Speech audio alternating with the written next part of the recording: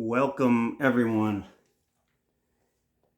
Today, what we're going to be learning is the holy science. If you've come to this video, then you're probably already familiar, but you may not be familiar with it in this way. So let me try to elaborate on some new aspects that I've discovered. They may not be new to you. None of this science is new. It comes from nature. This science comes from the original Bible, which is the book of nature. So none of it's new. It's all rediscovered. Anyone who discovers it is only rediscovering it because it first happened in the book of nature. Now, let's take a little side road here.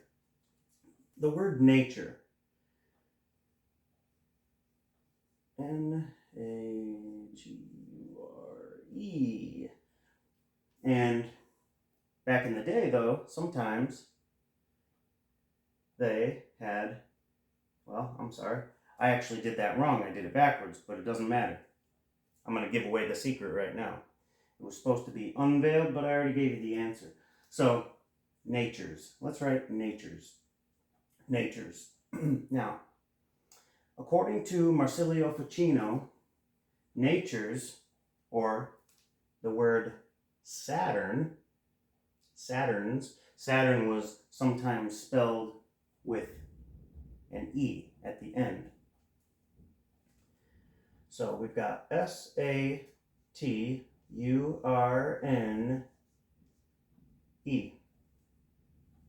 Saturn, according to Ficino,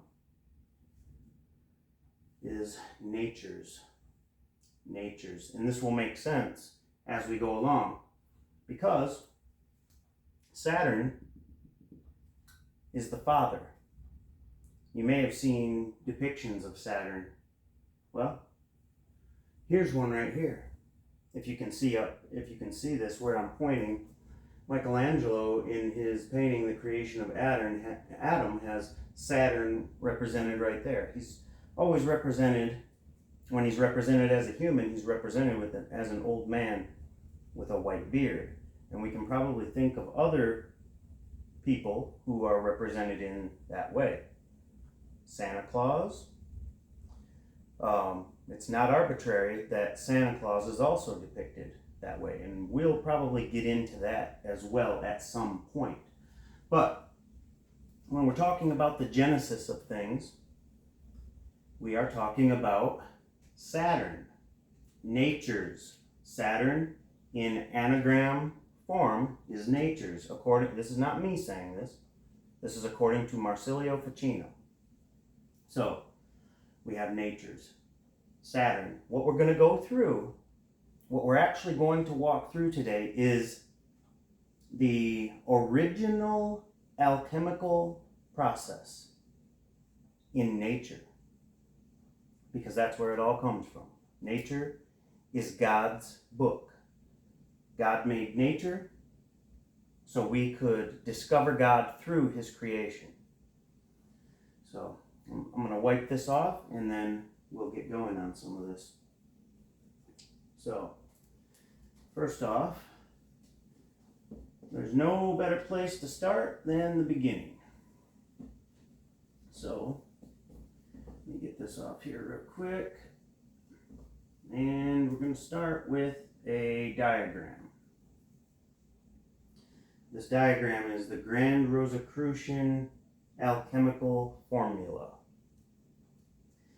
And if I've got a depiction of it here, let me see if I can find it. Now, well, look, if you're looking at Manly P. Hall's book here, The Secret Teachings of All Ages, that's what this front picture is. You can see a bit of it here. You can look up this diagram online and get a closer view of it because it's telling us something. And I'm gonna recreate it there, not nearly as beautiful as it is here, but you get the picture. So now we have to remember Saturn is the father of things. Saturn is the father. Santa Claus is a depiction of Saturn, the old man, Father Time, Old Man Winter, right? And there's a reason for that. So right now, we're going to try to recreate that diagram the best I can now. Forgive me. But what we had on the top was, it looked like a crown. Looked like a big crown. And beneath it, there was an area of stars.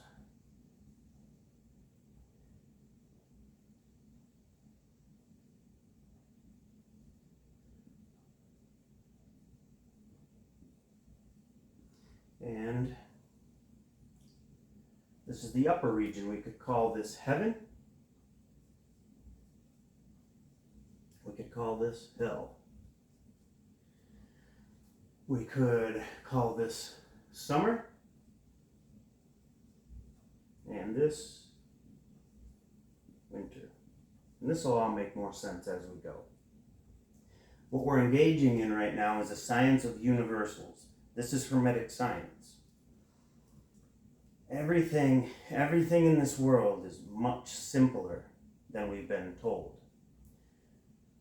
I think the powers that be like to complicate things so it makes it more difficult to find our way through this maze, but there's a grand pattern that underlies all things. And when you can get a understanding of it, or just even a slight understanding of it, it starts opening up new doors. It starts opening up new parts of the brain that haven't been exercised in a long time. It awakens those latent abilities within us. Because what we're at right now is this physical incarnation, we're in an imbalance. And that imbalance is a left brain imbalance. You may know the myth of Cain and Abel. Cain slew Abel. What that's telling you in occult physiology is that the right side, the left part of the brain overtook the right part. The logical part overtook the imaginative part. And what that's describing to us is a point in time in our evolution that this happened. Our bodies formed over many, many years, over millions of years of evolution to get the form that we're currently in the physical form right now, within matter. The idea of the human was always perfect in the mind of God, which is up here. But to work it out in matter takes time. It takes time to perfect. So what we're essentially looking at here, we could conceptualize it in one way. We're actually peering into the mind of God right here. And what this represents, it represents a lot of things, but it represents the mind of God. If we can understand the mind of God, and if we can know how the divine fiat issues forth from the mind of God, then we can better understand ourselves, and we can better understand what we're supposed to be doing here. So, another way we could say this is the macrocosm, and this is the microcosm. The world of matter, the material world, is the microcosm, and the macrocosm is the world of pure spirit. This recapitulates itself in many, many ways. If you can picture those Russian dolls that are nested inside of one another, that's a perfect conceptualization of how these fractals operate. Everything is a fractal of a larger whole. Everything is repeated from the mind of God on down to the human being. So what we're actually looking at here is the front view of a brain. I know it may not seem like that at first glance, but that is what we're looking at here. This bottom portion here, now this what this represents is a bisection between the lower brain, the reptilian brain. This is the reptilian brain. Reptilian brain. And up here is your cerebral cortex.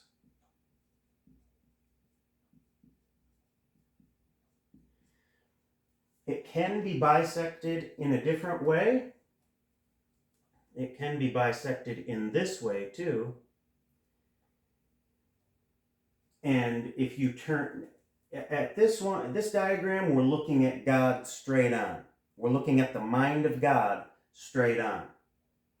There's other versions which are analogous, where we're looking at God in profile, looking toward the right in profile. And we'll get into that too, because that's also very important. But for now, we're going to go with this diagram and work off this one. So this is the cerebral cortex. This is the reptilian brain. The cerebral cortex is responsible for all of our higher thoughts. It's the top of the brain. Has a lot of neuroplasticity, and you can learn new things and whatnot. The reptilian brain is stuck in patterns. It's instinctual. So the reptilian brain is essentially like the archetypal brain. It's all the stuff you need to survive, but it also can pervert the higher thoughts into lower thoughts. And this also can get into the dichotomy of the mind and body. Your mind wants your body to do good things, but your body wants your mind to do bad things because it has desires of its own. In Christianity, we would call this the sins of the flesh, because your body has its own desires. If you just followed your bodily desires, you'd just be eating delicious food, fatty foods all the time, big old burgers from Burger King, whatever the case may be. You'd be eating junk food, candy bars and whatnot, and drinking alcohol and partying all the time, and just all these things that are of the lower mind and of the body. The lower mind serves the body, serves to, in a way, protect the body, but also wants to indulge the body in things which are what's the word I'm looking for? Things that it likes, essentially. I was looking for a word there, but I couldn't find it. So, upper lower. One way we could also conceptualize this is this is the creator.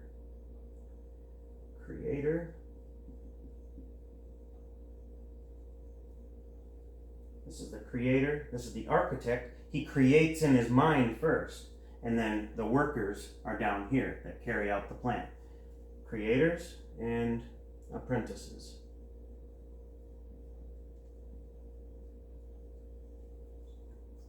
In order to successfully execute a plan, first you have to think of it in your mind. Well, it's no different with God. God thought everything into existence, and now it's being worked out through matter.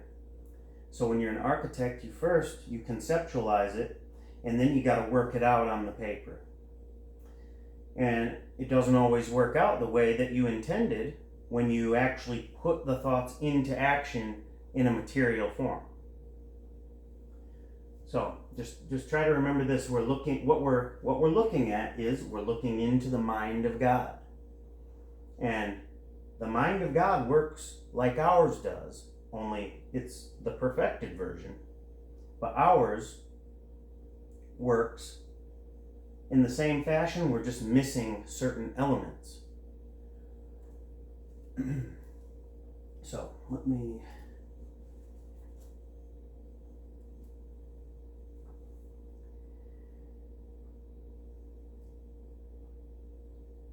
And everything that's underneath this point is a reflection of what's here, is an inversion, like you're looking into a mirror. So view this little line that bisects the upper from the lower. View that as the separator between the upper and lower mind, and the lower part is a reflection, an inverted reflection of what's going on up here. Okay? And I guess the takeaway from this is that keep in mind that this is the mind of God that we're studying, the macrocosm. We are the microcosm. So we are made in the image of God. We just are missing some elements, as I mentioned before. So I'm going to go ahead and erase this. Just kind of bear with me. I don't have a way that I can really pause the video. I'm kind of working with some primitive technology here, so bear with me on that. And we'll get to our next diagram. So keep in mind everything that we just said. We're looking into the mind of God. And through understanding the mind of God, we can better understand ourselves. And vice versa. As above, so below. As below, so above. And this will get important later on when we get into involution and evolution. But right now, we're just going to go with what we were talking about. So, Saturn is the very top, the crown. And below that, from Saturn, the alchemical formula is issued.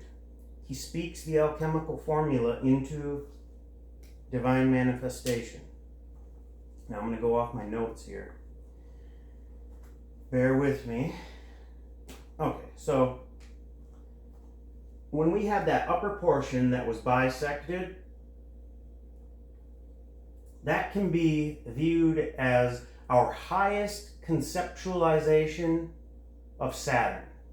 Saturn being the God, the Father God, who issues forth his divine fiat. And the way you want to conceptualize this is, think of it like this.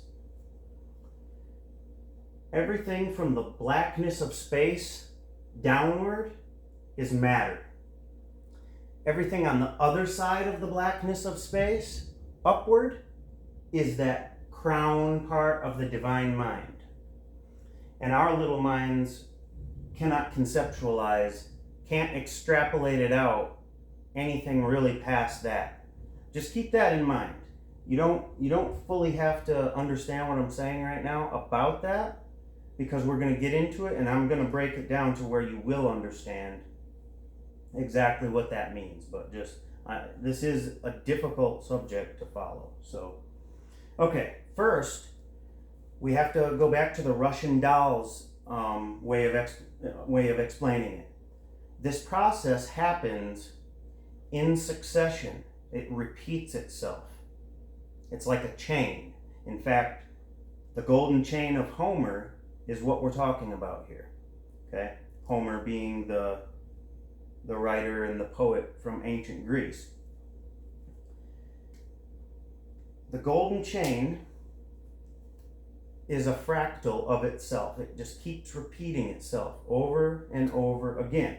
So keeping in mind with that diagram that we just looked at, and the upper part is the region above the blackness of space that we cannot even conceptualize is there, right? And everything below that is the lower part of the God brain, okay?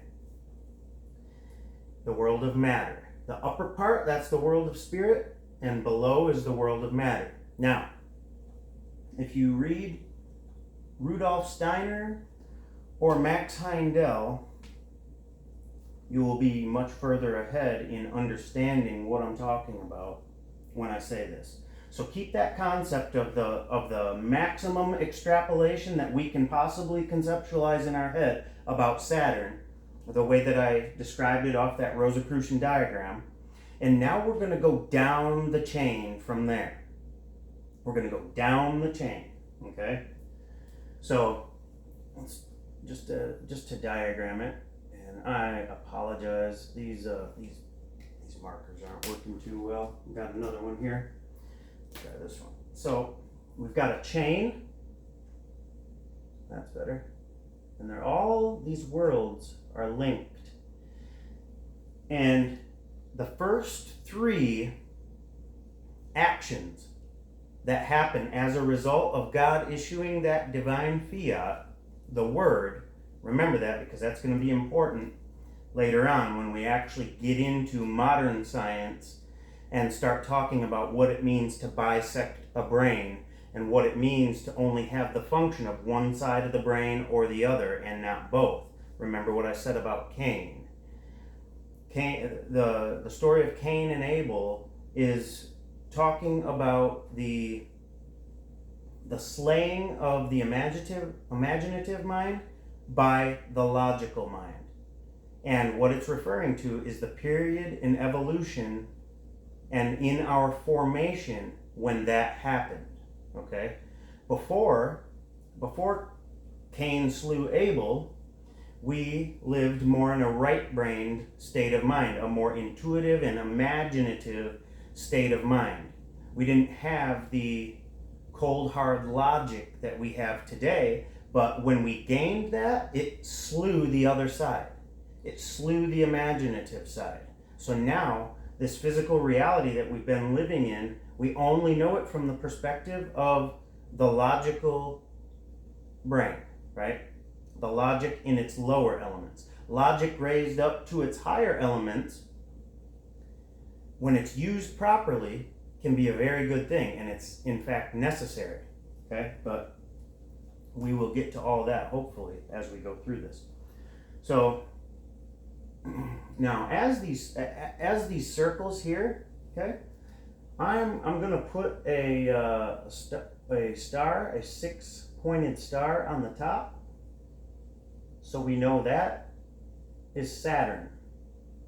What we have, Saturn, the middle, Sun, and this is, I'm going to call it Old Moon. Old Moon. And this will make sense here in a second. And this is not my terminology. This is from Rudolf Steiner and Max Heindel, the way they describe it in their Rosicrucian teachings. Okay. This is the formula. This is the first three parts of the formula that issued from the mouth of God. God issued the alchemical formula from the Word. Okay?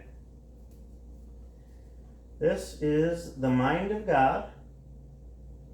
From the mind of God, He issued His intellect and then the bodily nature.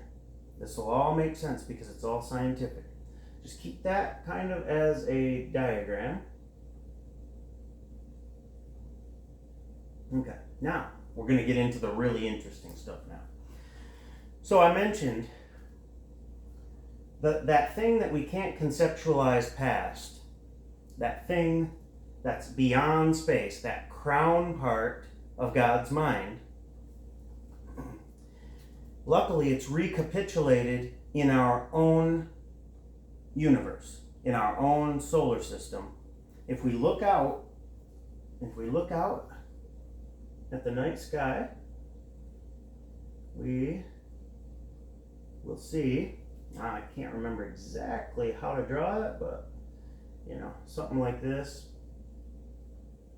And that constellation is Orion. Orion. Now, it's very interesting because in Egypt they called Orion Osiris. Osiris and Orion are one and the same. Okay? And within this constellation just so happens to be a star factory right here. Okay, right in here somewhere. we'll kind of put some clouds. That's how it's always depicted. Put some clouds here.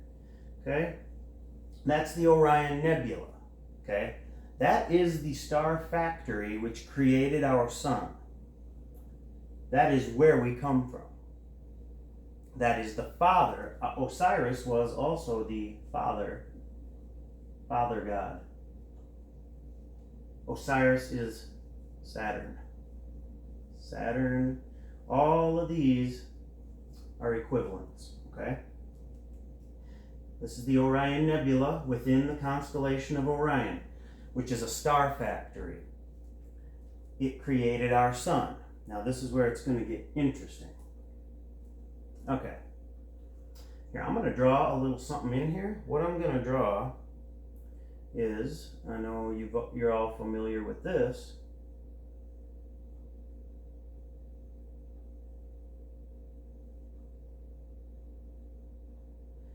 This is the Eye of Horus, or the Eye of Osiris, right?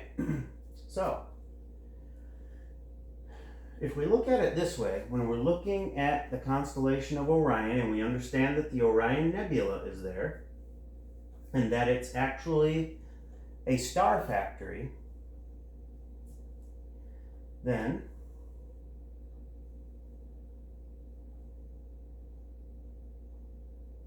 okay, another thing I just wanted to refer to the notes real quick.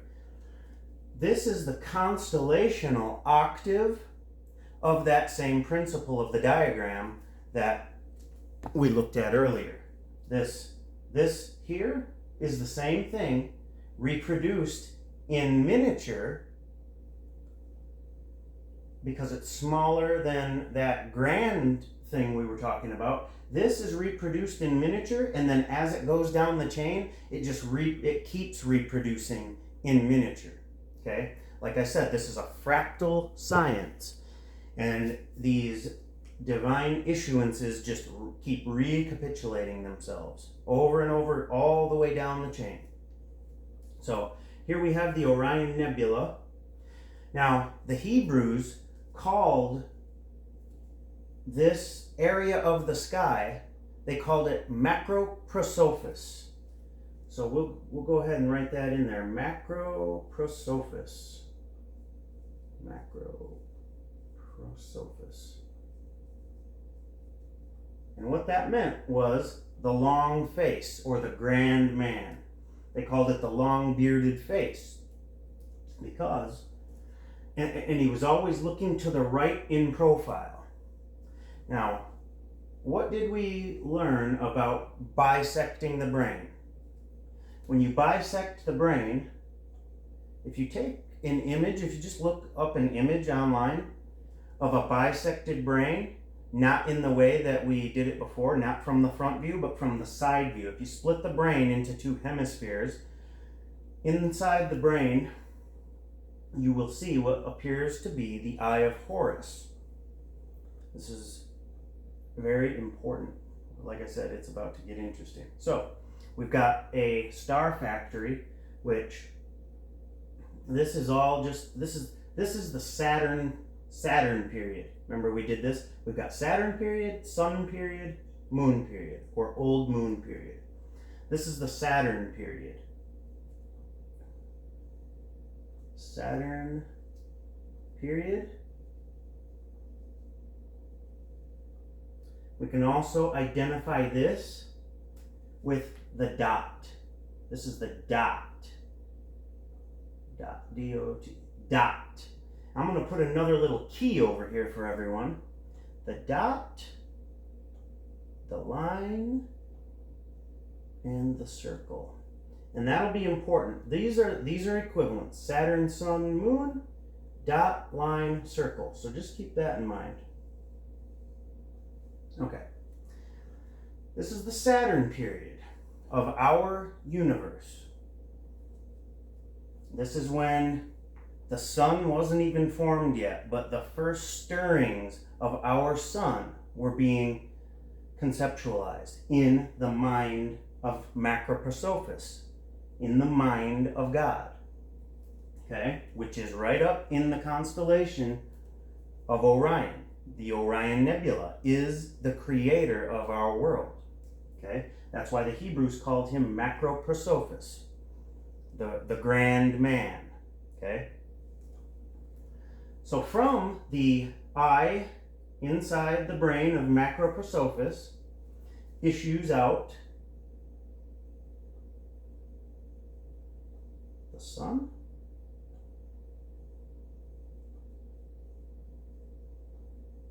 okay? Issues out the sun, which is the line, equivalent to the line. Sun is the line, okay?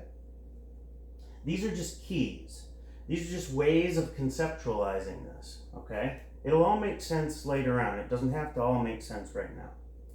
This is just a key to unraveling this holy science, okay? Keep in mind this is a star factory, and we're talking about the creation of our solar system that we live in right now. Okay. So, from this nebula, from this divine eye in the brain of God, remember it's bisected, right? It's bisected. Whatever's on the other side of the Orion Nebula is God's left hemisphere of his brain. We're living in his right hemisphere of his brain, which just so happens that he spilled his brains for us. That's what we're living in, if you want to conceptualize it that way. Okay, so you got the sun, then the next period is old moon.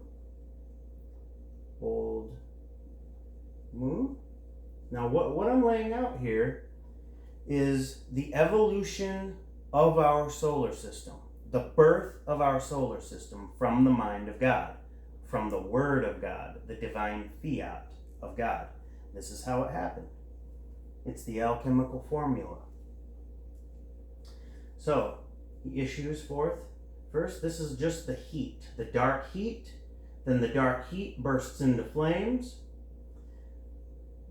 Then, that flaming sun throws off its lower elements, which become what we call old moon.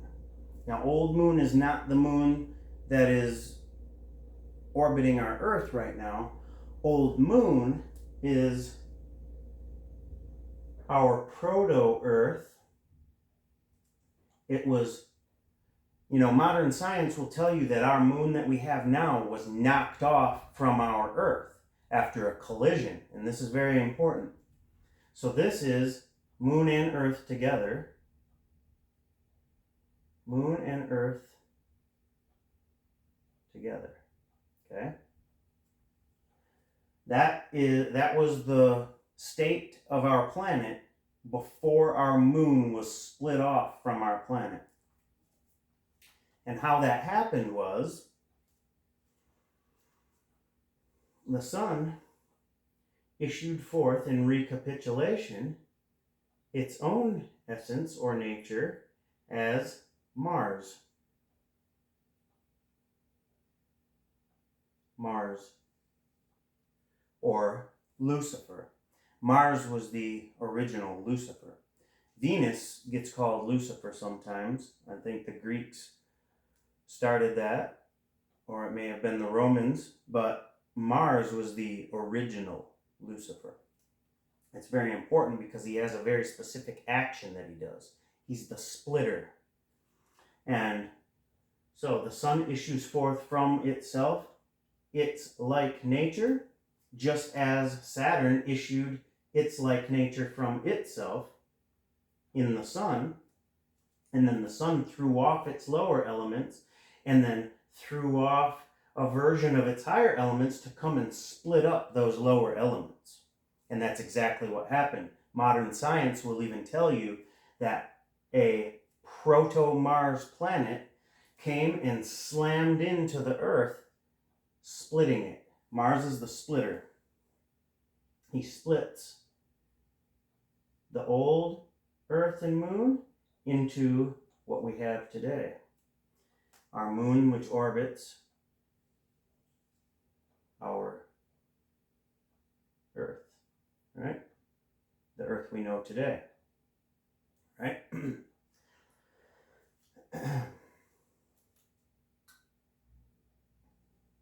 Now, we've also got the days of the week, which commemorate this process. We've got Saturday, Saturn's Day, Sunday, Moon Day, right? Monday means Moon Day. It's referring to old moon. Tuesday, Tues is Mars. The god Tues is Mars. That's Tuesday. Mercury is Wednesday. And Mercury will actually be what takes us back up the evolutionary arc, because we're on the involutionary arc right now. And like I said, we'll get into that a bit more. But I just want to get the diagram of the process down right now. This is the process that created our solar system. Okay? And so, let me just take a look right here for just a second.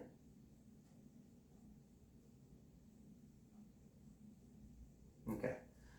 So, the mind of God split itself apart. It gave its life so that we may live, right? And that's exactly what happened. God literally poured his brains out for us in nature. And all of that divine knowledge that he poured out for us is still in nature. We just have to observe it. We just have to observe the process. And it's way simpler than what they'll tell you.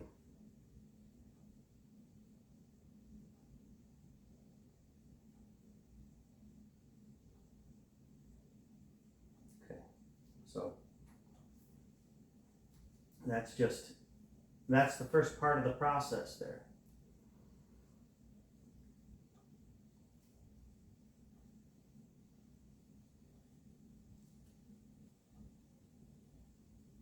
Now, if we look up, now this gets interesting here, because this is a cross section of the mind of God that we're looking into. Macroprosophis, looking in profile. So, he issues forth his intellect. This is essentially the pineal and pituitary gland of the mind of God coming out into creation.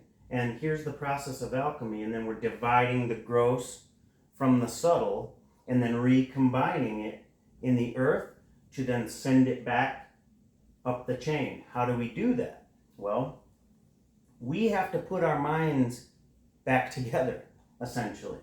We have to get our minds working in the way they were intended to work, without the left brain imbalance. We have to get both hemispheres of our brain back in conjunction. So what we essentially have to do is we have to start using our right brain, our intuitive, imaginative part of our brain, where right now we're still in that imbalance to the logical side, but we don't have the proper intuition and imagination to balance that out.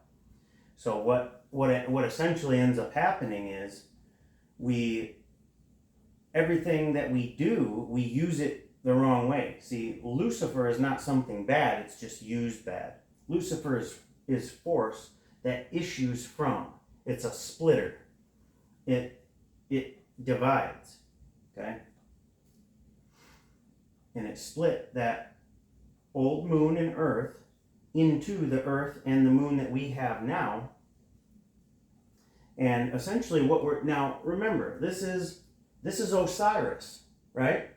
And Osiris was chopped up into 14 pieces. He was chopped up into 14 pieces. And he then has to be put back together. And what we have in that, here I'm going to draw, we'll just say this is the moon, Okay? This is commemorated. The myth of Osiris is commemorated in the moon. Okay? Because Osiris is also Jehovah. Jehovah. Osiris is Jehovah. Okay? And Jehovah's a moon god. And the phases of the moon, we have 14 moon phases of waxing, and then 14 moon phases of waning. Okay? And as it waxes and wanes, now this is the death of Osiris. Okay? As it wanes, that's the chopping up. There's 14 slices of moon. Okay? That's the chopping up of Osiris until then at the what we call the new moon in the month. The new moon is when the moon appears to just be gone, right? The new moon is down here. New moon. And that's just utter darkness. Total darkness. New moon.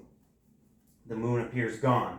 But then as it starts its ascent again, as the pieces of Osiris begin to get put back together, then we piece them back together, and at the top, we have a big bright full moon.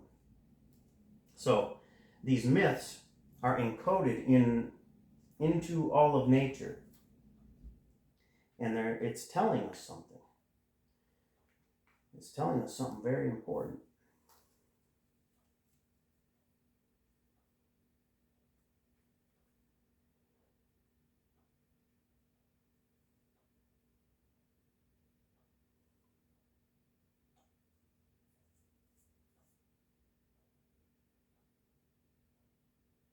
Okay. Now, I want to get into, oh, by the way, too, the moon, Osiris, is Humpty Dumpty as well. Humpty Dumpty sat on a wall. Humpty Dumpty had a great fall. That's him being chopped up and breaking. All the king's horses and all the king's men couldn't put Humpty Dumpty back together again to form the full moon. But it doesn't just mean that, and I really want to stress this. These are only symbols of universal abstract concepts. Nature is teaching us through its own natural symbolism abstract spiritual truths and processes.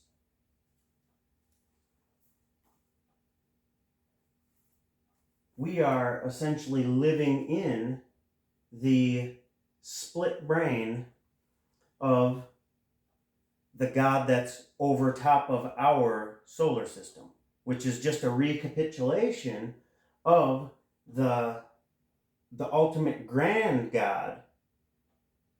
But in order for them to give us life, they had to give up something of themselves. They had to give up something of their essence. They had to give part of their brain up and let it spill out into matter.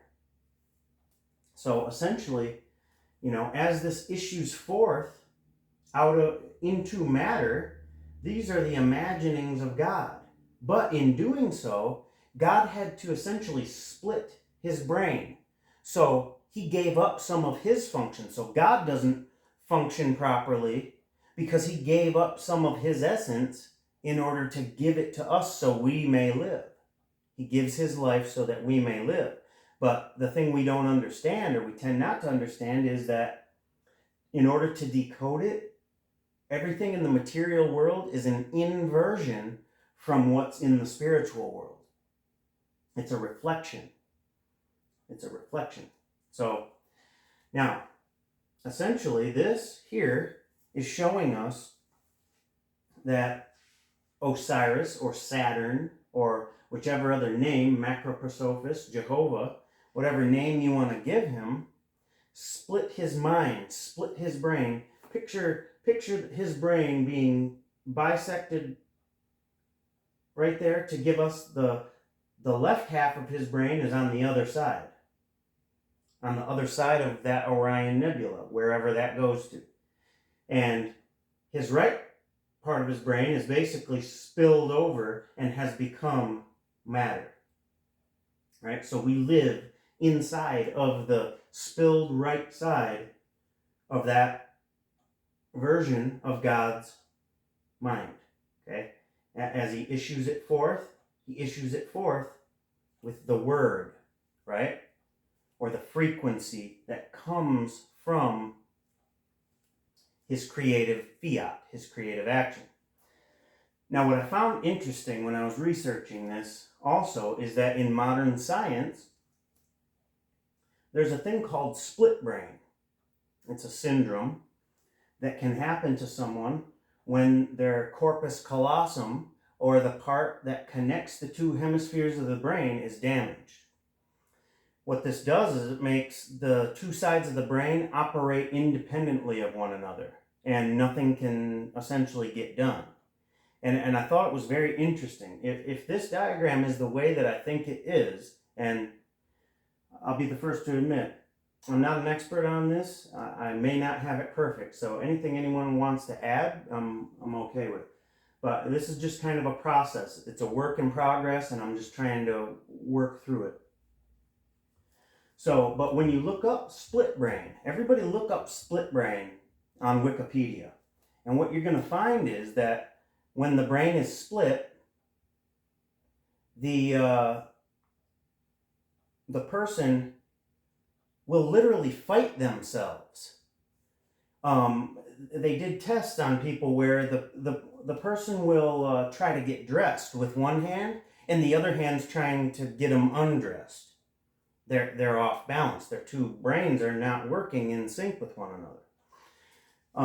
Also, I found it very interesting. Now, Max Heindel and Steiner's, well, this is just really, and, Freemasonry, Manly P. Hall, they all talk about it. And going back to the myth of the left hemisphere gaining dominance over the right, I thought that was very interesting when I looked up the condition called split brain, because what that essentially does is it will only allow the person, the function of the left brain, to speak. Or that was something about it that was in there. So I'm thinking, if this is the brain of God, which has been split, which he split to give us salvation, but in the process kind of discombobulated the way things work, it made things kind of all work backwards. So, but I found that interesting, that if the other side of the mind of God is in that other side, on the other side of the Orion Nebula, which is essentially the corpus callosum that's connecting the two sides of the brain. But that is how God would have to create, through word, because that's just like the only thing that will work on the left brain. Or maybe not the only thing, but there was a very specific part of the entry that was talking about split brain syndrome, where the left brain often can only issue a word. It can only speak. It can only speak things, essentially, in this case, into action. So that would provide an explanation for why God created with his word, with his creative fiat, which was the sun.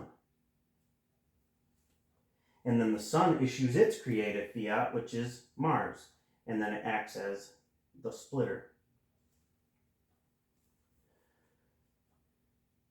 So, anyway, let me just see here. Okay, very interesting too. When you're looking at names in the Bible, right? You're looking at names. We've got Orion, or father, right? Father. Well, I wanted to break down the name Abraham. We've got Ab, the father, Saturn. Ra, well, that's the sun. We know that. And was Ham a moon god? Ham. Was he a moon god? Ab, the dot. Ra, the line. And Ham, the moon. Abraham. Dot, line, circle. Saturn, Sun, Old Moon. And then that same thrice pattern just keeps recapitulating itself in different forms. Okay? That is how the grand pattern under the universe operates. It all operates like that. Saturn, Sun, Moon. Or in this case, Old Moon is what we call it, so we can differentiate it from the moon that we have now. Or we can say dot, line, circle. Okay? And that's just that's a symbolic way to describe the processes which are happening here. And it can also be drawn like this. The dot within the circle. That's called a circumpunct. And that is the alchemical symbol for gold. That is the alchemical symbol for gold. Okay? And it's quite fitting that the alchemical symbol for gold is like the magic decoder ring of all things. The dot is the beginning of things. Pure spirit. Pure spiritual essence. The line is the action of that essence. Okay? And then the circle represents how far that action can affect. It stands for the range of effects which that action can have. All the things that it affects. All the things within its circle of effects. Okay? So the dot is the Father. The line is the Son. The S-O-N or the S-U-N, same thing. And the circle is the Holy Spirit, or Isis.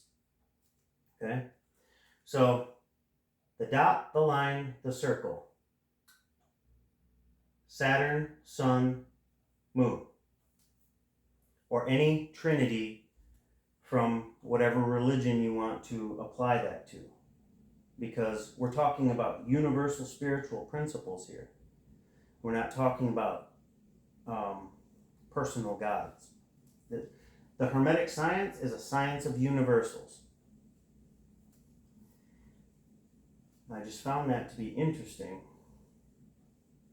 And to provide a proof of what I'm talking about here, I'm going to refer to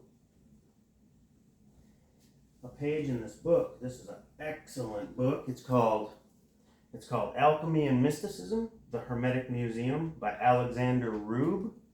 This is excellent. If you like alchemical artwork, and it doesn't really give in-depth explanations necessarily, but if you've caught on to the holy science, then this book will just unlock parts of your brain. But I wanted to show this picture right here in particular because this is interesting. It's showing you here. I hope everybody can see that, the split brain or the split head of the dead god. The god is dead and buried within the sphere of matter, and he has a split head. And on one side, there's life, and the other side is death. But life and death really are just reflections of one another, aren't they? Here you've got God up here in the sky issuing the Divine Fiat, and then as he does so, he comes down and he becomes entombed in matter, and his mind is split from this issuance forward, and it splits us into two reflective worlds. Just thought that was kind of interesting. Now, let me just look at my notes here. I do apologize. I wish I had something where I could pause the video while I'm getting things ready, but I'm not that technologically sound here right now, unfortunately. But essentially what we want to do now is we're here now. We've thrown off this lower element of the moon, okay? And in the mythologies, Jehovah comes and he's the regent of the moon. Jehovah's overseeing the moon. The moon and Saturn share an affinity, okay? And how this works is the moon relatively close. The moon orbits the Earth in like 29 point something days, and it's the same that Saturn orbits our sun. So they share an affinity. It's an analogy of one another. The moon orbits the Earth in 29 point something days, and Saturn orbits the sun in 29 point something years. Everything's a cycle within a cycle. And if we can identify where the affinities lie between the principles, like what is Saturn? Well, Saturn is just a principle, right? It's a principle. The sun is a principle. It's not speaking of the physical thing, but it's more so describing the energy which underlies it, which even allows it to take the form that it takes in matter. So that's really what we're dealing with. Okay. So, and this is commemorated in everything that you see. The days of the week, Saturn Day, Sunday, Moon Day, Tuesday, Wednesday. Which Wednesday? We already said Tuesday is Mars. Here we've got Saturn's Day, Sunday, Moon Day. Then Mars comes and smacks the old moon. But Mars is Tuesday. On Tuesday, this happened. So let's walk through this. On Saturday, God had a thought. This is the cosmic Saturday, right? And this is the cosmic Saturday. So on Saturn's day, or Saturday, God had a thought. On Sunday, he issued that thought into reality, and it burst into flames. And then it burst into flames and burned so hot that some of the beings that were within the sun couldn't handle that. The sun as an energy was vibrating too high for the lower elements to stay affixed to it, so the sun threw off old moon. And that was our Earth and the moon in combination. So Saturn's day, Sun day, Moon day is when this part of creation happened. The Earth and Moon were together. And then Tuesday, Mars came and smacked that Earth and split it. Okay? Split it. Mars came and smacked that Earth and split it. And it's Ham, right? Ham. And when it splits, I want to make an analogy here, and I want you to follow me, but what do you call your backside? That's your hams, right? And it's split. Now, this gets into occult physiology, and your whole body follows the same pattern. So the moon is split. When you moon somebody, you're showing them your split, and it's called ham, right? Ab, Ra, Ham. Our language is formulated in such a way to follow this holy science. Okay? Mars splits. And then when you get into the human reproductive act, also, this is why Mars splits. Okay? You're issuing forth the light of the male into the cave of the female, where it will then gestate. What we're seeing here is cell mitosis. Okay? This is a cosmic process of cell mitosis that's going on here. Okay? But it also applies to the human reproductive process. It's the exact same way. The exact same thing that happens. So we've got dark heat in the Saturn period. In the Sun period, the dark heat explodes into a fireball and begins the process of when the sun is in space, the coldness of space mixed with the sun starts creating precipitation. Okay? It starts creating steam and then precipitation. And this interplay back and forth ends up creating old moon, which the sun throws off from itself. Then it issues its own divine fiat in the form of Mars, which then splits the moon into two parts in a process of, look at it as cosmic cell mitosis. Same process goes on when a male is engaging with a female in the reproductive act. Okay? So then we have this, it splits into two, and then here's our little baby, the Earth, right? The Christ baby. Earth is the Christ baby. Okay? And if you read Rudolf Steiner, you'll understand why that is the case.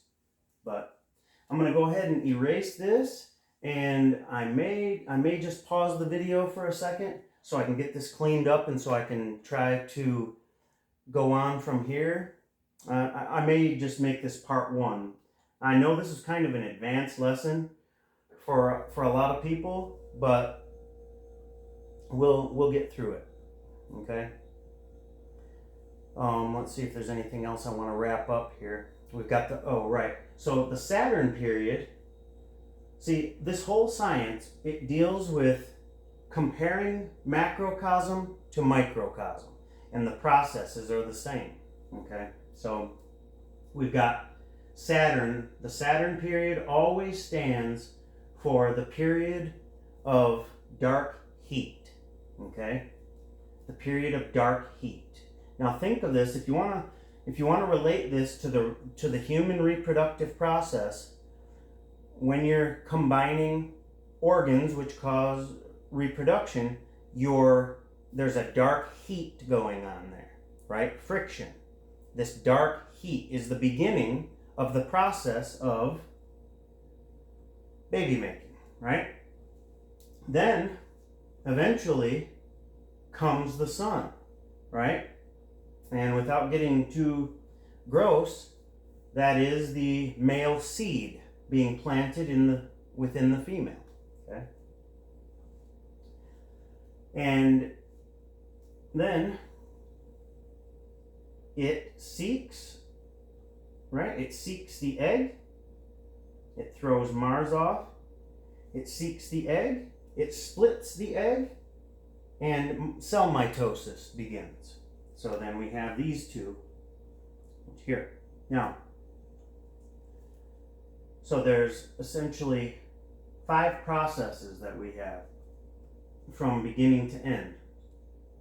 And this is why Manly P. Hall says, on Earth, we only have 1/5 of God's influence, of God's pure influence here on Earth, because we're at the end of the process. Now it's time to send things back up the chain, right? As above, so below, and as below, so above. What that's describing is the process of involution and evolution. And we'll get into that in just a second here. Just if you can think, everything recapitulates itself from these 3. That's the key. Saturn, Sun, and Old Moon. That is the key to everything. These particular essences that these have are what you will find. You can apply this to everything in life. And it's pretty amazing, actually. Okay, right now I'm going to pause the video so I can set a couple things up and erase this, and so you guys don't have to watch me do that. And we'll be back in just a second.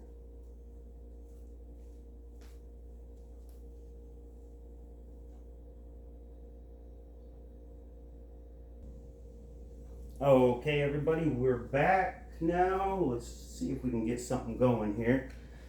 Okay, so we left off talking about Saturn, Sun, and Moon periods, which are the very first 3 issuances from God. Saturn is the mind of God. Then we have the sun and the moon, the dot, the line, and the circle. I'm going to write those up here as a key, just so we can keep that in our mind. We've got dot, line, circle, Saturn, sun, moon. Or Osiris,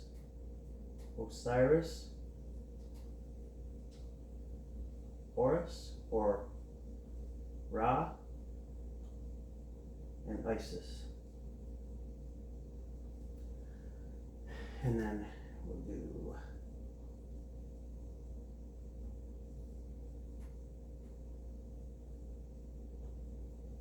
this just so we can remember it's a circumpunct. It's a circumpunct with a line issuing from pure spirit to matter. That's another way to say it. Spirit is the dot. Matter, or the world of effects. This is, the dot is cause. Pure cause. I don't know what happened to my other marker here. What the heck happened to my other marker? Oh. There it is. Okay. The dot, pure spirit.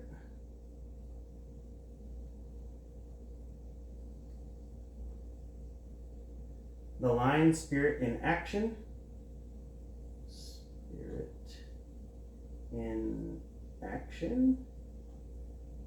And the circle is the effect. Effects of spirit. And whatever's outside that range of effects is hell. Outside, that's total darkness, hell. Okay? We'll probably go over these same concepts many times, just because repetition is your friend when you're dealing with this stuff. Okay, I want to come back to principles now. Because when I say Saturn, Sun, and Moon, I know that the logical mind automatically goes to those physical things which are representations of Saturn, Sun, and Moon. But to properly understand these things, we have to use our imagination. We have to understand that they're only called Saturn, Sun, and Moon because of the principle underlying them. It's not the name of the physical form, okay? That's important, so try to remember that. And I'm going to give you an example of that. I'll give you a proof of that here. Let's do that right now. So I want to go, okay. Let's draw a wheel. And let's see. We can split this up. We'll split this up into our seasons, okay?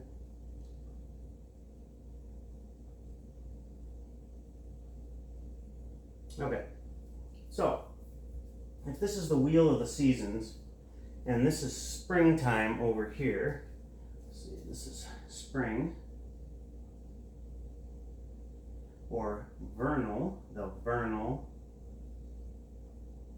equinox. This is the autumn equinox.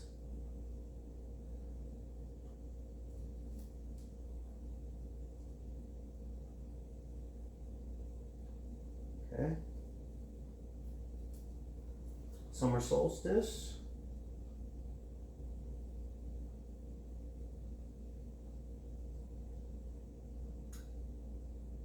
Winter solstice. Now, what does solstice mean? Stand still, okay? The sun appears to stand still here for 3 days. I think it's the same up top. But what we're interested in right now is, if you look at a zodiacal chart, you will understand. Oh, we got one right here. Okay. So if we look at the zodiacal chart, which for our purposes, we're going to flip it. It's easier to conceptualize it if you're going from left to right, because we know that the sun rises here, right? Sun rises into springtime, crosses the equator. This is the equator. Also keep in mind that these lines, the meridians and equators, are the bisectors of the mind. Keep that in mind, because what we're dealing with, the science of the mind, is the science of the seasons. And everything, everything within nature. So, okay, well, if we do it the way we're going to do it, Capricorn, we'll have Capricorn on the bottom. It's just easier to conceptualize. This is summer up here. This is winter. Everything below the equator is winter. Everything above is summer. And then we have a recapitulation of the ideas of summer and winter in each hemisphere as well, right? So that is why that's why the big argument over where Jesus, or what month Jesus was born in. Some say it was December 25th, and some say no, it was in March sometime. It all has to do with the positions of the sun. Okay, technically they're born. The sun is born at both spots due to the bisections of the equator and the meridian. Okay, so if we want to look at it at this way, right here, the sun is in its lowest declination of winter, and as it begins to move upward again, oh, by the way, it sits in this, what they call the tomb.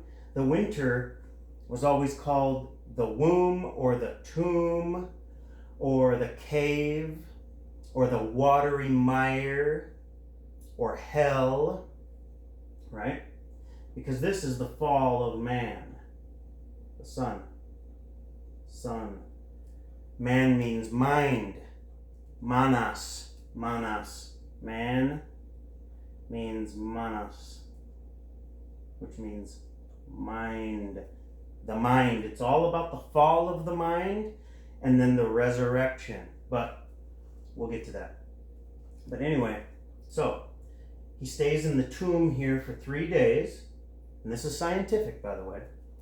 This is solar science. It stays at this declination for 3 days before it begins to move back up toward the springtime. That's why this can be the birth of Jesus, or this can be the birth of Jesus. Because if we're looking at this hemisphere, then this would be the birth point, because the death happened right here.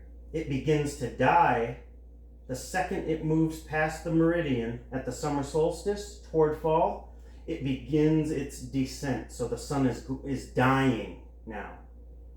The sun is dying, and this is the fall. That's why we call it the fall. Because the leaves do fall. Life begins to fall. The sun at the summer solstice begins to fall this way. Okay?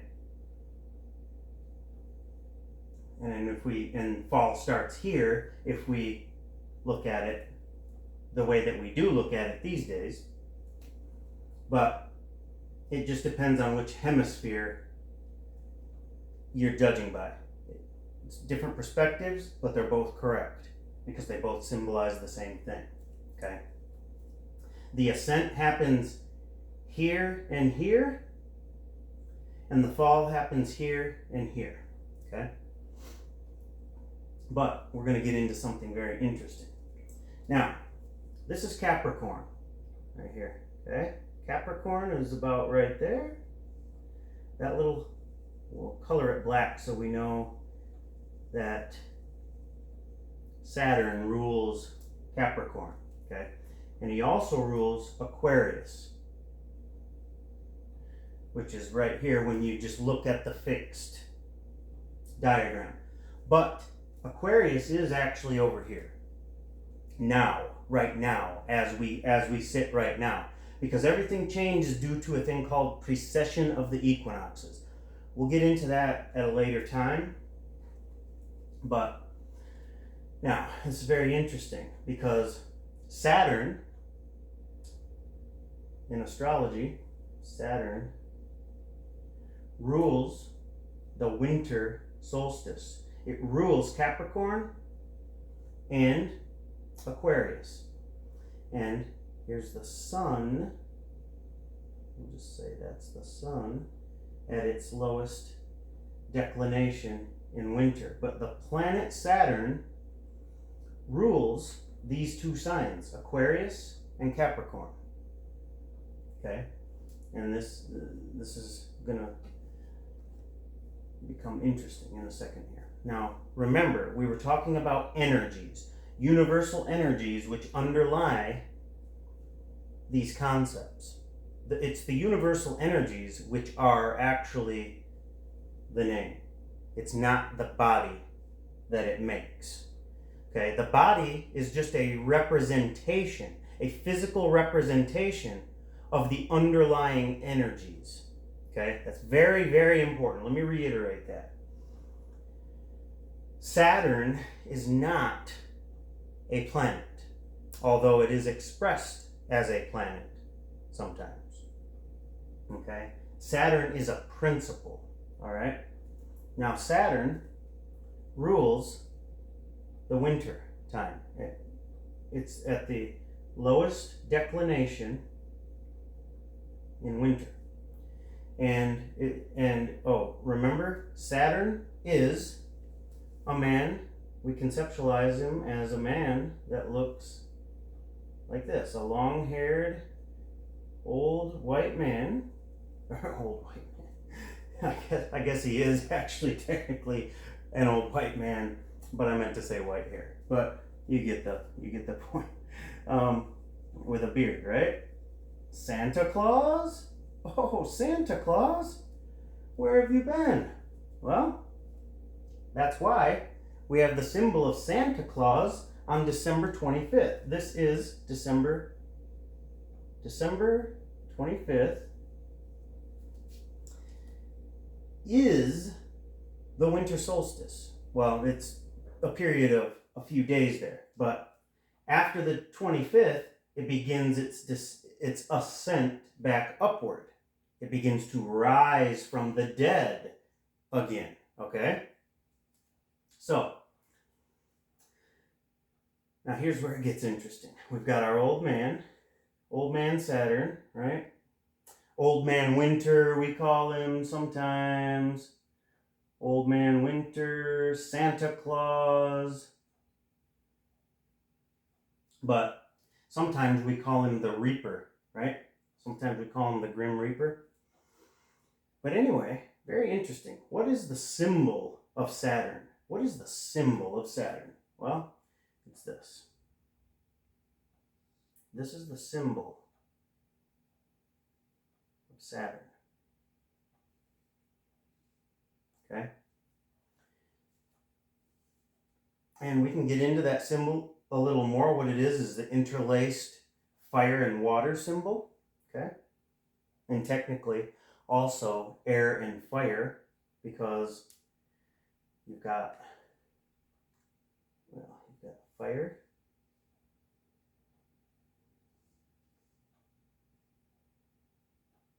air, water,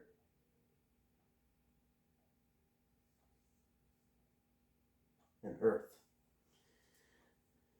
If I'm wrong on those, you can correct me. But I'm just going from memory. I think that's right. So, fire, water, air, earth. These share an affinity. Water and earth are gross matter, and fire and air are of subtler substance. And it takes air to create fire. Okay, so, and then when we interlace all these as a cohesive unit, we have the symbol of Saturn. But I want to take us back, because the main point in pointing this out is the energies. We're interested in what energies produce what forms, because frequency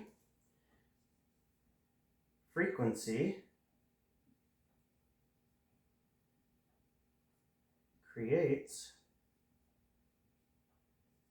form. Frequency creates form.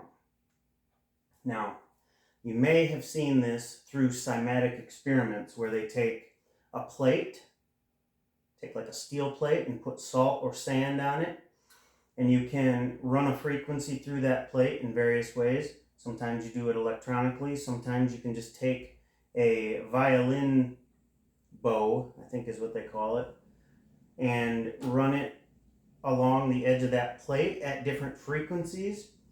But here's the interesting part, is that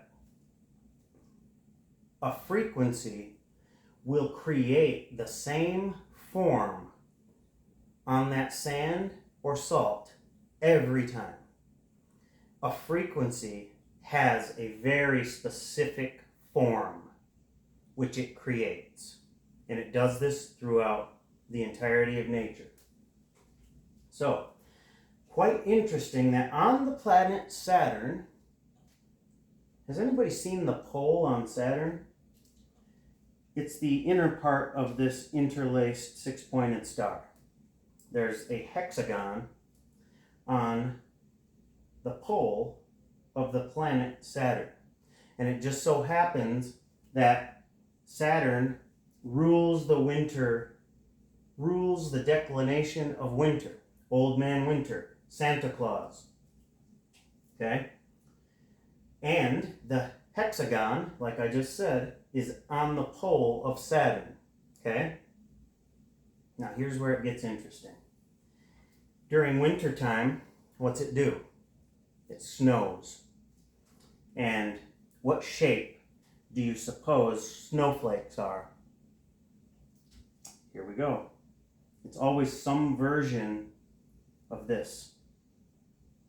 Although unique sometimes in many ways.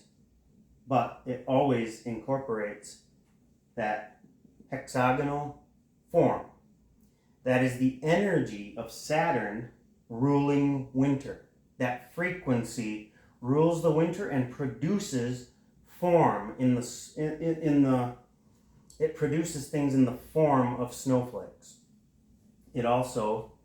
That frequency also produced the planet Saturn, and that's why it has a hexagon on its pole. Okay? So in this way we can see, now you can see how frequency creates form just doing cymatic experiments, but here's an example from nature on how the Saturn frequency creates that form within nature, and this is why we say Old Man Saturn rules the low point in winter. And that is a reminder. Let's see what I wrote here. I said, a snowflake in wintertime is a reminder of me, the unity that existed in the original Saturn or Osiris. It is a reminder. Remember me. Remember. Remember.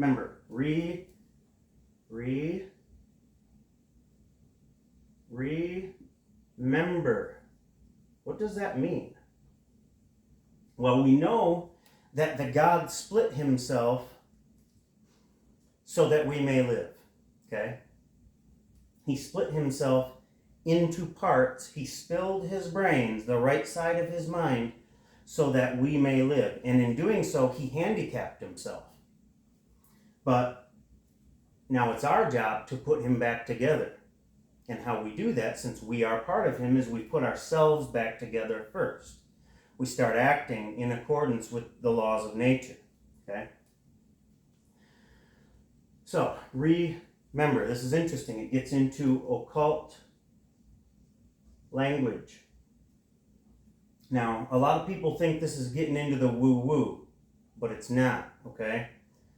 Now, some people can take it a little bit too far. I'm not going to take anything and run with it, but we have to understand where our languages come from, okay? Now, I'm going to refer to a book called The Book of the Words by Albert Pike, where he discusses this. Manly P. Hall also discusses this. So does Steiner, Heindel, all the great occultists discuss this, okay? We want to remember. Now, Osiris was dismembered, okay? Chopped up into pieces and scattered to the winds, right? Scattered in all corners of creation.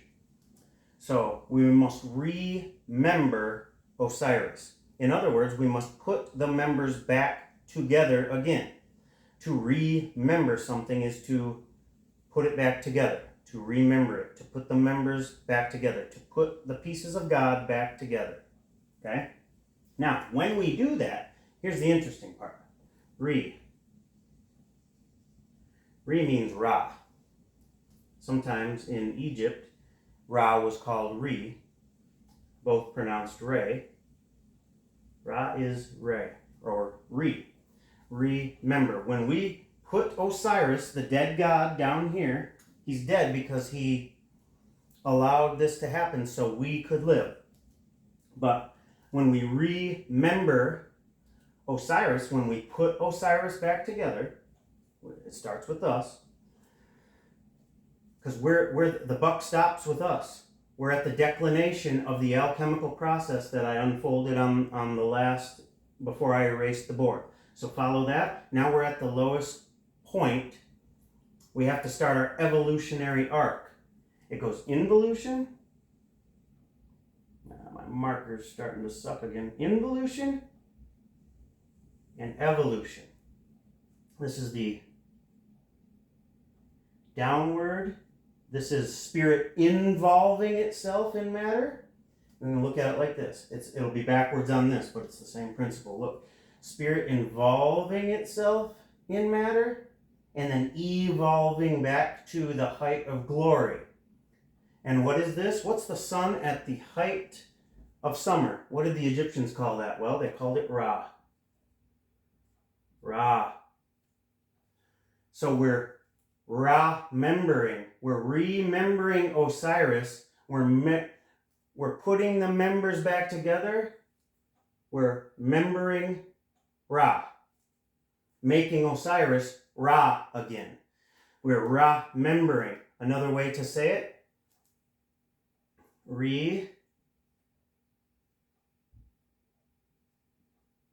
Recognize. Recognize. Recognize. To recognize means to recognize. Well, cognitive, your cognitive function. To piece back the mind of God. To recognize. To Ra or Re, cognize. To cognize the Re. To get it back to Ra. We're trying to get Osiris back to Ra, where his height of glory is. Remember the first diagram with the Rosicrucian diagram, where this was the crown? I'm going to write over this and then we'll erase it again. And then we'll get into some involution versus evolution. Which, by the way, this is where Christ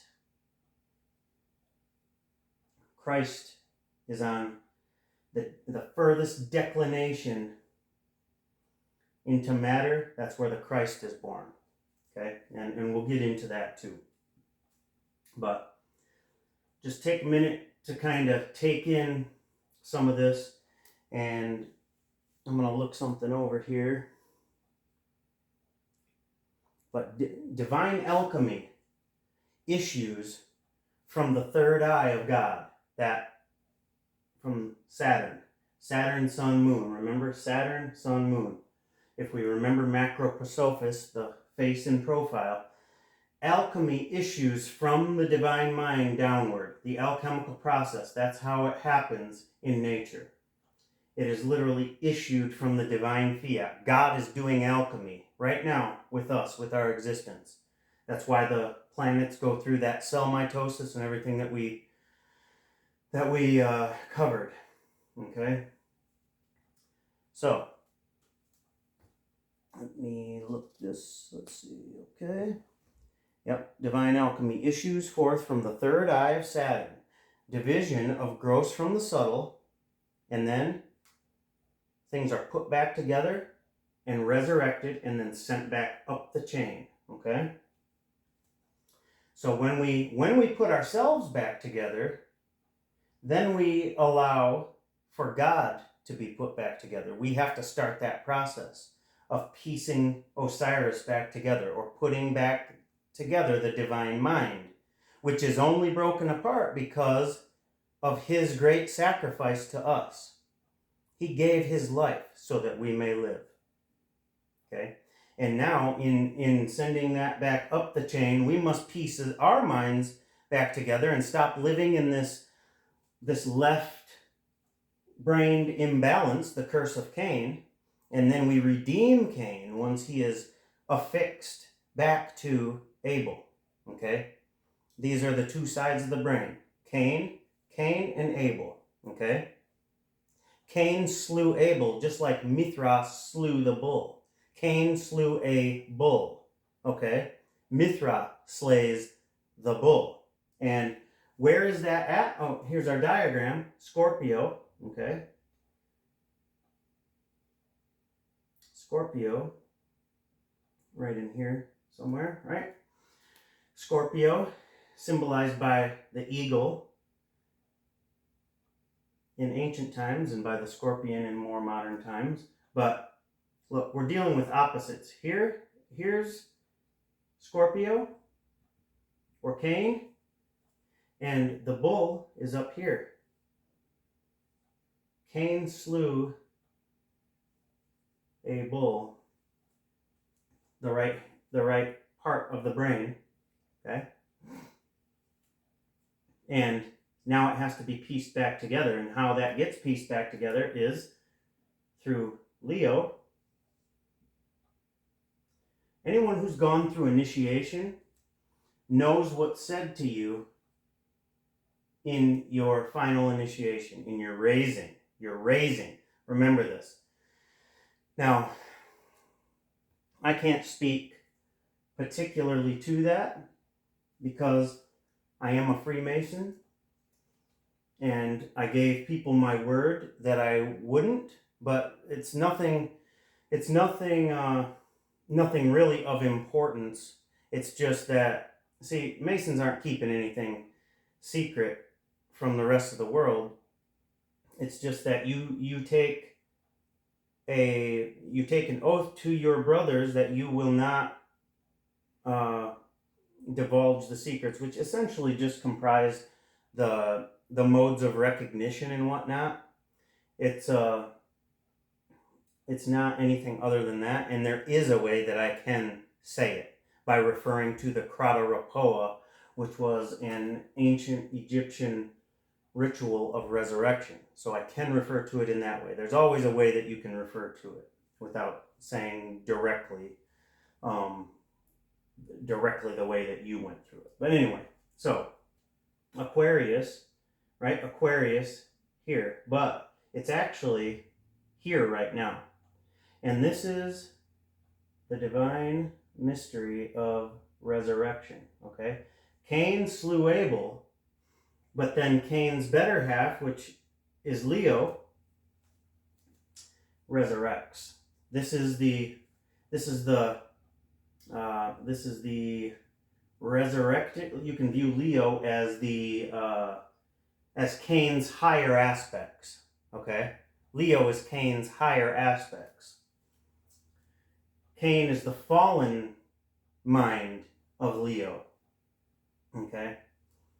And man is the fallen mind of the bull, okay? So, Cain slew Abel, and then Leo, the higher part of Cain, once you resurrect Cain, or the logical mind, to not use those powers of logic for disastrous purposes or for nefarious purposes, because that's our general. That's what we're born like. You know, we want to use our intellect in the way that an animal would, to fulfill our selfish desires and to get over on people. All of the divine energies are perverted in their lower sense. But when we can raise them to their higher sense, Leo is the higher sense of Cain. Okay? So Cain slays Abel, the right higher mind,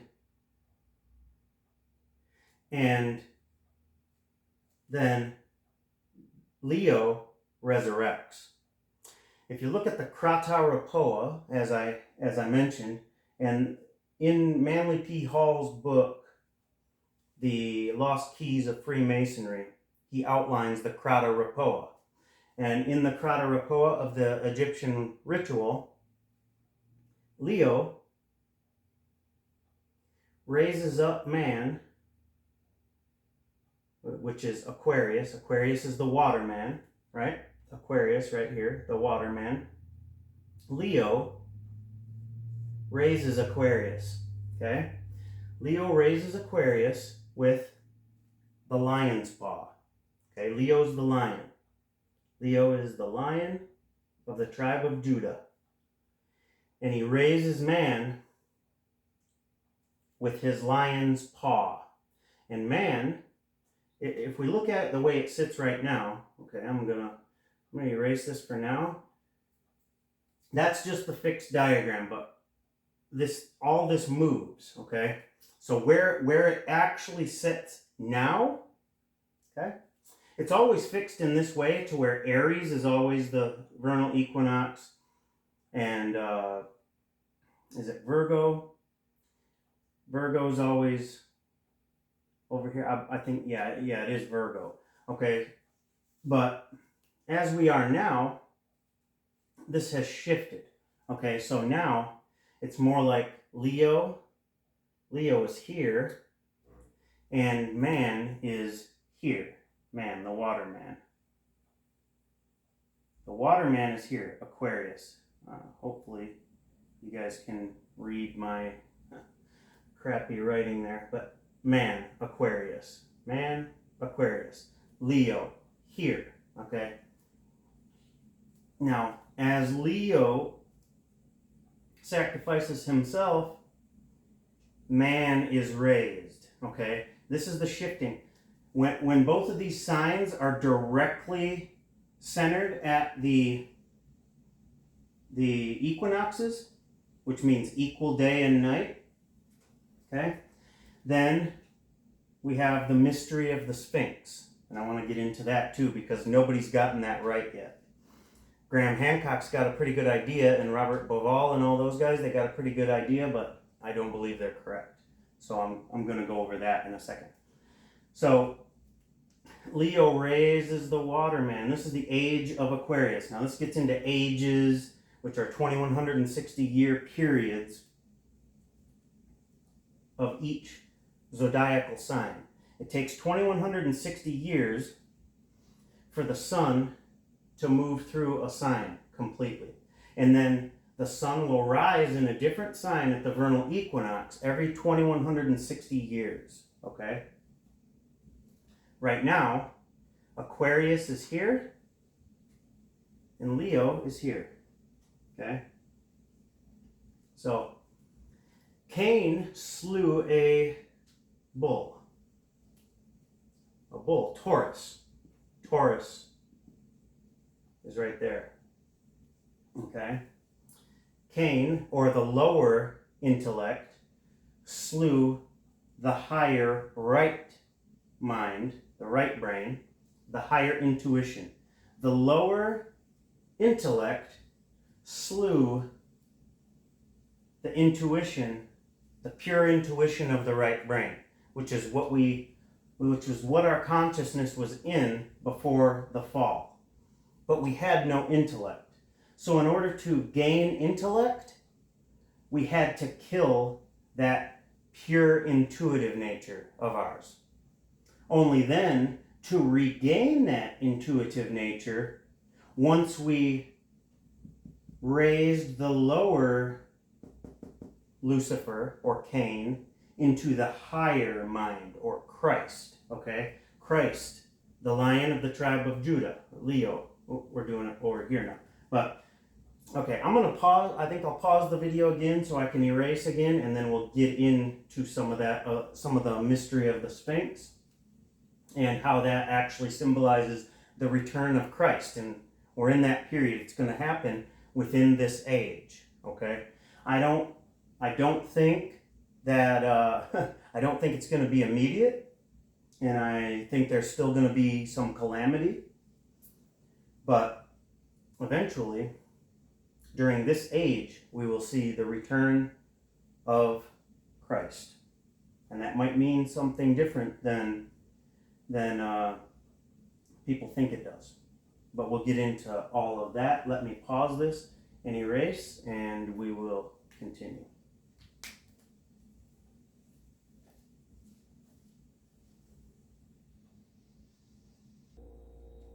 Okay, we're back. And I'm just going to darken this up so everybody can see it a little bit better. Oops, that actually erased it. That won't do. Saturn, Sun, and Moon. Old Moon. We need to make that differentiation. Okay. But it does recapitulate, though, too. That's the thing. It always recapitulates. Remember, the sun issued forth Mars as a recapitulation of itself, which then split everything, and then it recapitulated to where Jehovah is our moon now, and the sun, or the Christ baby, is the earth. And I'm sure we'll cover that, too. Oh, I wanted to cover another thing. I just thought of another thing. So, remind. When you remind,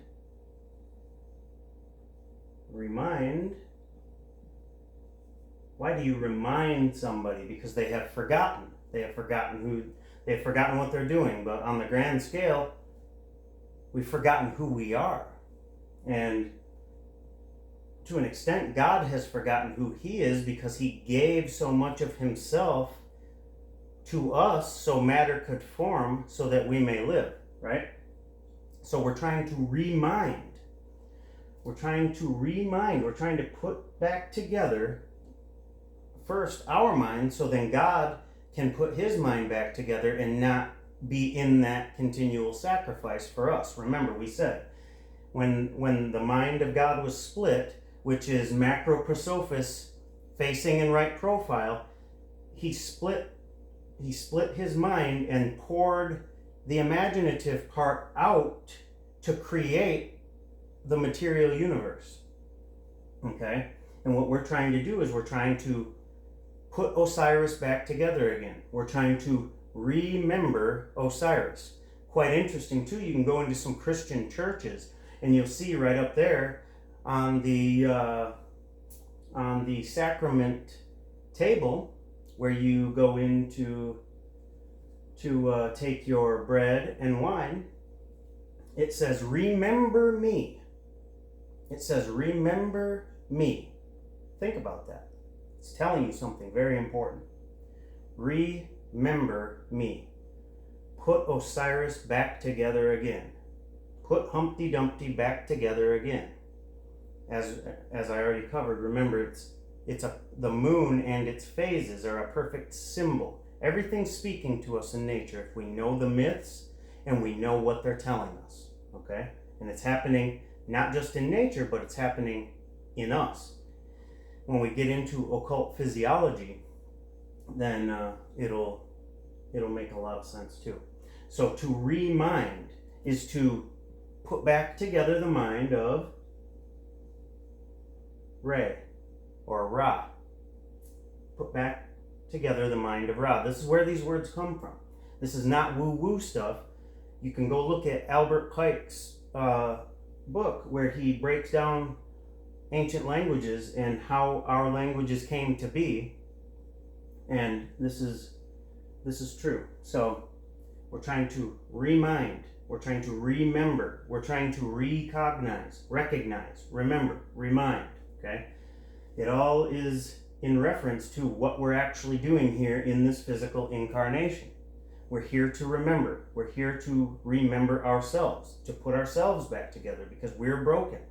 We're broken people. We're broken individuals. But when we can put ourselves back together, then we can send that back up the chain, because this is all the alchemical process. It's the process of solve et coagula. Dissolve and coagulate. Right? And return back and give something back in better condition than what it was given to you, right? And that's where we create the fifth element, or the quintessence, right?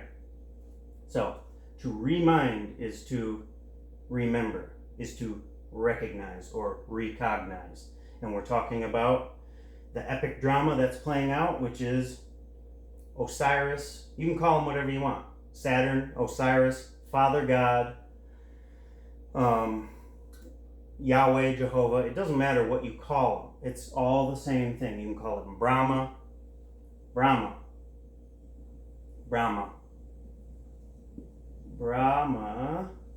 just like we did with Saturn, and that came from Marsilio Ficino. Saturn really means nature. Okay? Saturn used to be spelled with an E on the end. But it's an anagram for nature. Brahma is Abraham. Ab, Ra, and Ham. We went over this. Ab is father, the dot. Ra is the line, or the sun. And Ham is old moon, which then gets split. Right? Your moon is split, right? I mean, I know it's a joke, but that is really what it means. Okay? And, there's a reason why we say we moon someone, right? And so, Brahma is Abraham. Ab means father. Ra means son. Ham, moon. Ab, Ra, Ham. The first three issuances of the Divine Fiat. Okay. I've had people try to tell me that East and West traditions don't mix. Okay, but anybody who thinks that doesn't understand this science. Brahma, whether you say Brahma or Abraham or Saturn or Osiris, the name means little. It's the principle behind it. Abraham was the father of nations. Okay, right? He was the father. He came to Sumer, or ancient Mesopotamia, and his temple still sits there to this day. I actually lived on the plot of land that Abraham's ziggurat is on. It's still there, in basically immaculate condition. I think there was some restoration done to it and whatnot, but it's still there in good shape. And that was a temple to the moon. If you look up Abraham's ziggurat, it was a temple to the moon. Okay? The moon is a recapitulation of Jehovah or Saturn or Shiva. You can say it any way.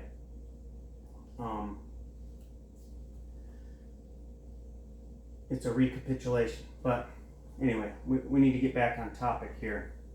But many names you can do this to. Ab literally means father. Ra literally means son. Ab is the prefix that means father. Okay, that's why Abraham is the father. Okay. And Ra is the son, obviously. There's an interesting mystery in this. Now, Abraham was actually called Abram. Remember? Before he was Abraham. And we're about to find out why. Okay, Abram. Okay?